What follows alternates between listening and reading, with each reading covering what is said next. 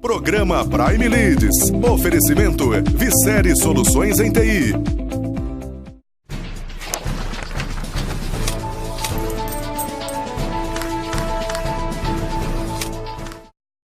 Sejam bem-vindos a mais um programa da Prime TV. Obrigado, telespectador, pela tua audiência. Obrigado por esse encontro semanal que nós temos agendado aqui no programa da Prime para falar sobre negócios e para falar sobre carreira. Hoje eu tenho a satisfação de receber o Dario Sassi Tober.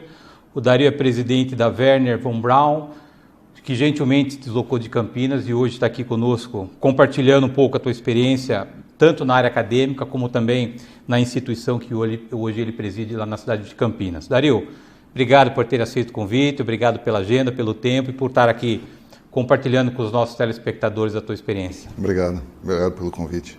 Hoje você é presidente da Von Braun, uma instituição privada, genuinamente brasileira, envolvida absolutamente com tecnologia. Como é que nasceu essa instituição e como é que hoje ela desenvolve produtos e projetos auxiliando tanto empresas como governos no mercado? Dario. Ela iniciou com um trabalho que a gente desenvolvia na universidade. Eu não fui professor na universidade, mas fiz uma carreira até pós-doutorado na área de física e sempre senti a necessidade, apesar de gostar muito da área de fundamentos da física, de fazer aplicações daquilo.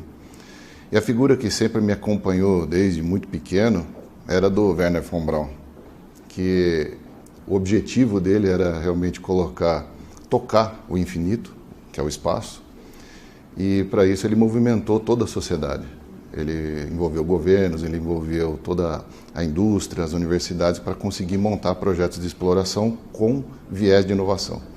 E é baseado, humildemente, que eu tento seguir esses passos para construir o mesmo tipo de implementação aqui onde a gente está e também em outros lugares onde a gente já está fora do Brasil. Agora, você é um estudioso, né? Como é que nasceu essa inclinação para a universidade, para os estudos? Eu particularmente admiro muito pessoas que têm esse viés de investir constantemente no desenvolvimento, no aprimoramento. Como é que despertou isso na tua vida, Dario? Dentro desses projetos que a gente participou, eu trabalhei uma época dentro daqueles projetos que tinham relação com o CERN na Europa, depois no Fermilab nos Estados Unidos. Eu via muita interação com a indústria para buscar explorar a natureza. E eu achei muito interessante essa simbiose entre as duas coisas que tinham fundamento nesse conceito que o Dr. von Braun, né, havia construído o programa Apollo nos Estados Unidos. Então aqui no Brasil existe uma grande oportunidade e esse casamento desse conceito com a oportunidade do Brasil me pareceu uma ótima chance de desenvolver não só aquilo que é pesquisa básica, mas também aplicar em conceitos muito práticos aqui no Brasil. Agora, a instituição está operando desde 97. Como é que foram os primeiros passos? Como é que você superou os primeiros desafios?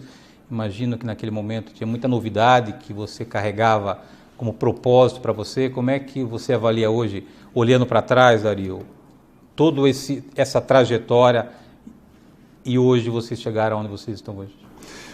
Nós tivemos assim um apoio de pessoas que acreditaram, né? No começo, quem acreditou primeiro foram os salesianos. Eu fui ex-aluno do Salesiano e falei, olha, eu acho que aqui seria um lugar bacana dentro da universidade que está criando. Eles gostaram da ideia, apoiaram. E depois de lá, ficamos ali 1 ano ou 2, a gente começou a desenvolver outras aplicações, outras propostas, né, junto das indústrias. Então eu visitei 11 empresas, fiz uma proposta de que aquele núcleo poderia ser então a formação de um centro, que tem o nome von Braun, com esse objetivo de fazer inovação com exploração científica. E eles apoiaram com projetos que a gente pudesse desenvolver de maneira prática. Começou com coisas simples, como simulações numéricas, que é coisa de físico, depois mudando para software, e devagarzinho a gente foi migrando para hardware, aí passamos a desenvolver microeletrônica e chegamos até a fazer desenvolvimentos em nanotecnologia. Hoje vocês trabalham tanto com empresas como com o governo. O que nasceu primeiro? Vieram primeiro as empresas, depois o governo? Como é que foi essa? Primeiro, muito de empresa, né? O governo muito mais recente. E na medida que a gente foi desenvolvendo projetos internos, a gente começou a colocar muito foco. Desde 2008, eu dei muito foco em desenvolver algo que pudesse fazer do von Braun uma instituição mais independente desses programas de incentivo de governo. Hoje a gente usa muito pouco. E nesse viés, a gente deu muito foco em desenvolver certos tipos de tecnologia que passaram a interessar as instituições de governo. Então eles nos buscaram principalmente na área do Brasil, que é crítica, transporte e logística, e com essas referências surgiram alguns projetos que interessaram a eles, principalmente porque foi gozado, a gente se conheceu nos Estados Unidos. Fui convidado para fazer uma apresentação sobre novas tecnologias em transportes. O pessoal do governo não conhecia o que tinha no Brasil, foi conhecer a gente lá. E lá eles compararam com outras, lançaram desafios para serem atendidos. A gente foi aqui na Anhanguera que a gente foi desafiado pelo governo, e aí a gente conseguiu mostrar algo que eles acharam que era mais adequado para começar no Brasil. Agora, a gente falar e pensar em tecnologia hoje já não é tão difícil como imagino que seria o que foi em 97, né? Como é que você lidou com toda essa tua capacidade saindo da universidade, com essa experiência internacional, batendo na porta das empresas, que até então, naquele momento, a tecnologia talvez não seja aquilo que é hoje. Como é que você conseguiu lidar com aquilo que você sonhava ou que você acreditava, diante de uma realidade talvez um pouco diferente daquilo que você tinha como propósito, Dario? Essa é uma pergunta interessante, porque a gente notou que dentro das empresas, aqui no Brasil, sempre teve um viés muito grande em vendas, né? Operação e venda. E é difícil você falar de inovação aqui no Brasil. Para isso, nós tivemos que fazer algo que é uma tradução muito prática para aquilo que é o dia a dia das empresas. Então, até uma das primeiras pessoas que eu contratei no centro foi o César Lattes. Ele foi a última, acho que acredito que tenha sido a última posição que ele ocupou. E ele só falava de física. E eu tinha que fazer meio que a tradução. E eu acredito que o maior desafio no Brasil é sempre fazer essa tradução. Você tem que fazer que os elementos mais complexos eles tenham aplicação imediata. E para isso você precisa entender muito de sistemas. Então, na hora que você quer trazer uma inovação, até em semicondutor aqui para mim foi essa a experiência. A gente desenvolveu um semicondutor que foi considerado pelas organizações internacionais como de ponta, mas se eu levasse ele diretamente ao mercado, ele jamais teria aplicação. Eu tive que desenvolver um conjunto de sistemas para colocar ele em operação e as pessoas entenderem aquilo dentro de um contexto muito prático. Agora, quando você fala em formação acadêmica e meio corporativo, logo você se remete à administração, contabilidade, finanças, engenharia. Quando você fala em física, parece que é algo um pouco distante do dia a dia das empresas, né? Como é que você está vendo isso, esse espaço que você brilhantemente tem conquistado dentro das empresas para levar a física como uma ferramenta ou como um diferencial nos negócios hoje nessas empresas, Dario? Eu gosto de responder essa pergunta, porque eu gosto muito de física. E uma vez eu li um artigo, faz uns 20 anos, do Luiz Nassif, que eu achei muito interessante, que ele fala que os físicos vão entrando em todas as áreas, né? E, na verdade, a gente é treinado para estudar. Então, a diferença do físico, que eu acredito, para os outros, é que ele encara todo o desafio como apenas uma matéria a mais. Então, a gente passa a estudar qualquer assunto, ele é interessante, na medida que você vai destilando, e depois você vê que você pode fatiar em pedaços que são legos simples e fica divertido de montar sistemas. Por isso que eu acredito que a visão sistêmica minha vem da formação de físico. E hoje, como é que esses físicos hoje estão no mercado? Eles hoje estão mais no centro acadêmico, hoje eles estão ganhando espaço no meio corporativo. Como é que você pode hoje avaliar hoje essa carreira dos físicos no Brasil, Dario? Eu tinha acompanhado, enquanto eu estava dentro da universidade, sempre o esforço de fazer uma profissionalização desse tipo de profissão. O que eu cheguei à conclusão que eu sou contra. Eu nem acompanho mais, mas eu sei que com esse viés, realmente o físico ele tem uma colocação em áreas de economia, área de indústria ou qualquer outra que a gente acredite que seja aquilo mais prático. É a minha visão. E eu acredito que essa ponte que ele faz com o conhecimento também cria aquilo que é um network muito importante. Na verdade, quando a gente encontra outro físico, parece que encontra um irmão. Então, dentro das empresas, quando você identifica que alguém que rapidamente cria um vínculo, uma comunicação mais intensa, vamos dizer assim. Então, eu acredito que o papel da universidade, eu vi isso lá no Unicamp, enquanto eu estava presente, que era algo que o professor Ripper, fundador, né, um dos fundadores da ASGA, fazia, ele chamava muita gente de mercado, abrindo a cabeça dessa comunicação. Então, eu acredito que o Brasil possa dar uma grande contribuição com os físicos na medida em que se aproximar mais da indústria. Isso cria essa oportunidade para os físicos. Você acha que essa questão de seguir a carreira da física é algo que já é uma inclinação do profissional, do estudante, ou você acha que qualquer um pode, desde que decida, trilhar por esse caminho, Dario? A gente vê muito programa na televisão. Eu não sou uma pessoa que assiste televisão, mas eu sei que as pessoas comentam de programas de Discovery Channel e outras coisas, que eu acho que, na verdade, ao invés de incentivar a mim, eles desincentivam o interesse pela matéria. Porque é feito de maneira muito superficial, às vezes de maneira muito correlacionada com assuntos que não tem muito fundamento. Eu acho que o amor pela física e pelo aquilo que é a consequência, a integração em sistemas, ela vem de um conhecimento mais fundamental, mais básico. Hoje as empresas dão muito foco em aquilo que você aprendeu de última geração, qual é a última linguagem, a última técnica. Eu acredito que numa entrevista, para chamar uma pessoa, você deve olhar sempre os fundamentos. Então, os físicos e a universidade deviam sempre olhar para os fundamentos, porque aquilo permanece, sempre vai ser útil. Eu vou pedir a tua licença para um rápido intervalo. Na volta, nós retomamos aqui o assunto com o Dario Sasser-Tober, o Dario que é presidente da Von Braun. Nós voltamos no instante.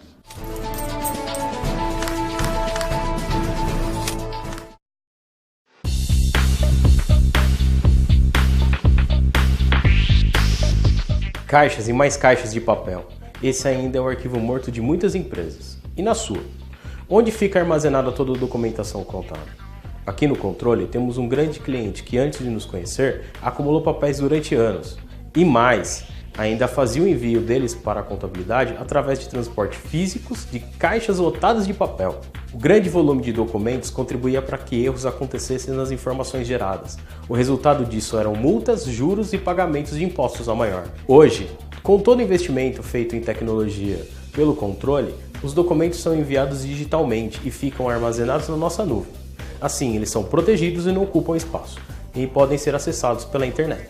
Além disso, nós também refizemos a contabilidade anterior e foi um sucesso.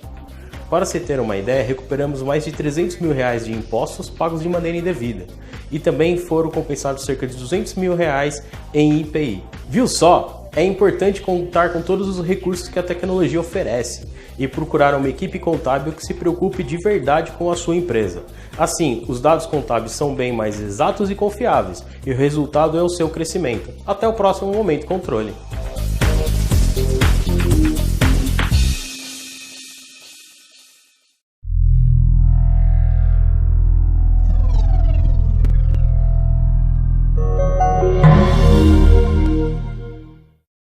O Hospital Unimed Unidade Anchieta cresceu para atender você e a sua família com mais qualidade, conforto e segurança. Agora são cerca de 6.000 metros quadrados de área construída. Os leitos de UTI mais do que dobraram e os de internação triplicaram. Além disso, o Hospital Unimed Unidade Anchieta oferece uma equipe altamente qualificada e equipamentos de última geração. Unimed Jundiaí. Cuidar de você. Esse é o plano. Acesse o nosso site unimedjundiaí.com.br.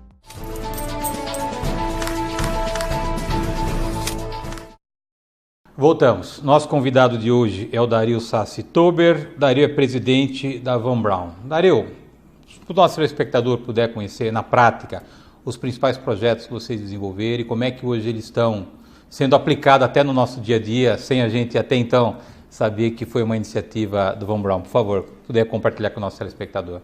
Um dos projetos mais famosos aí que a gente desenvolveu é esse que as pessoas enxergam, a etiquetinha do Sem Parar, né? A gente começou apostando muito nesse tipo de tecnologia, desenvolver o semicondutor, que no Brasil é uma área nascente, né, e que a gente tem muito apreço, que a gente quer incentivar bastante. A gente apostou que o Brasil teria um caminho novo se apostasse nesse tipo de tecnologia. A gente desenvolveu, apresentou em comitês internacionais, por isso a gente acabou sendo referência para criar padrões internacionais relacionados a esse tipo de tecnologia. E chamou isso a atenção muito do governo. Falou, poxa, mas isso aqui poderia substituir aquelas caixinhas e tal. Então, em 2011, a gente fez as primeiras demonstrações, novamente integramos sistemas. Não adiantava nada eu vim com um chip na mão, eu teria que ter todo o sistema em pista funcionando. Quando nós conhecemos o governo nos Estados Unidos, foi em Dallas, o governo aqui do estado de São Paulo lançou um desafio de, em 2 meses, fazer uma apresentação real, funcionando em pista. 6 semanas depois a gente mostrou, enquanto os outros estavam tentando se preparar. E hoje o resultado disso é que a gente desenvolveu essa tecnologia, aquela etiqueta que aparece lá. Em relação a aplicações no mundo, também foi a primeira que entrou em operação. E hoje tem um volume considerável, é referência mundial. E os sistemas todos que acompanham isso também tiveram que ser desenvolvidos. Aí tivemos vários contratos com o governo para ajudar a montar um ecossistema em que não só um, mas vários pudessem participar. E hoje a gente vê várias empresas, né, como prestadores de serviços, fornecedor de tecnologia, e o sistema está crescendo exponencialmente ainda. Esse é um dos exemplos mais práticos aí. Agora, qual a diferença que há entre até então a caixinha e hoje a etiqueta, Dario? Tudo aquilo que você enxerga dos circuitos, que tinha bateria, processador, memória e outros componentes, a gente condensou num único chip, que não usa bateria e que faz todo o processamento com criptografia. E era, na época, um desafio muito grande, porque criptografia daquele nível, em chip, sem bateria, passar mais de 100 por hora, pode passar até 260 km por hora, para ser processado e lido com mantendo em movimento, com chuva, granizo, sol, o que for, era um desafio que era muito fora daquilo que era o padrão do mercado. Então, quando a gente fez o primeiro, até o presidente Sem Parar, que foi de 15 empresas que a gente estava negociando, foi aquele que falou, olha, eu quero, né? De fato, ele tinha recebido de fornecedores de consultoria internacionais dizendo que aquilo era impossível de ser feito. Mas assim eles mesmos acreditaram, porque tinham visto um laboratório desde 2011, demonstrações em pista, e acabou realmente se transformando num padrão hoje, e várias empresas seguem. Agora, eu vejo uma visão pioneira nesse processo, né? Porque você conseguiu enxergar aquilo que talvez até então o mundo não tinha enxergado, né? Como é que nasceu isso? Foi, na verdade, eu tenho que confessar que foi porque algumas pessoas do exterior falaram que era impossível de fazer. E como o Von Braun a gente sempre tentou manter muita independência, eu enxerguei, fui visitar vários laboratórios no mundo e estava tentando incentivar, na verdade, que esses que tinham desenvolvido vir para o Brasil mostrar que era possível de algum jeito. Mas era tudo de bancada, funcionava muito mal, muito lento. E eu juntei a minha equipe, fiz uma análise e acreditei que aquilo poderia ser uma aposta boa. E de fato, com isso, a gente conseguiu ir mostrando não só o próprio chip, mas todo o sistema em volta. E com isso ganhamos várias oportunidades, mas também várias brigas, internacionalmente inclusive. Desde a visão até a concretização do projeto, quanto tempo foi de estudo, de trabalho, de testes? Ele começou em 2008, a gente conseguiu começar já a demonstrar em 2011. Em 2012 estava completamente operacional, com mais de 50 mil veículos na rodovia Santos Dumont, onde o governo do estado fez um projeto chamado Ponto a Ponto, onde que a pessoa paga pelo uso, até hoje é assim, né, da rodovia, quem é de Sorocaba e tal. Em Indaiatuba pode usar o sistema assim, e é um sistema que ainda tem a tendência de crescer muito. Só no Brasil não acho que cresceu mais, porque existe uma legislação que olha para o lado da imagem, para confirmar que o veículo passou ou não, e não só pela informação do chip ainda, entre outras razões. Mas é um sistema que mundialmente tem um crescimento ainda projetado muito grande. E a tua visão, quando você desenvolveu a etiqueta, era para o Brasil ou era para o mundo, Dario? Quando você fala de microeletrônica, você tem que pensar pelo mundo. Hoje a gente tem vários projetos já estruturados fora do Brasil, não só com essa tecnologia, com outras que a gente foi desenvolvendo. E semicondutores tem que pensar na casa de bilhão. O que foi muito difícil foi estruturar na Ásia uma operação industrial, quando você fala que o Brasil é de milhão.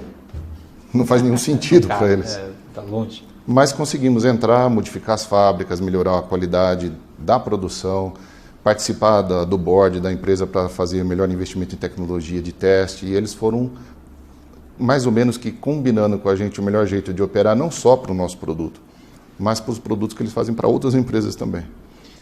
Saindo um pouco da etiqueta do Sem Parar, indo para dentro de uma empresa, para uma indústria, o que vocês desenvolveram até agora e o que tem surtido de ganho, de diferencial de negócios hoje no mercado, Dario?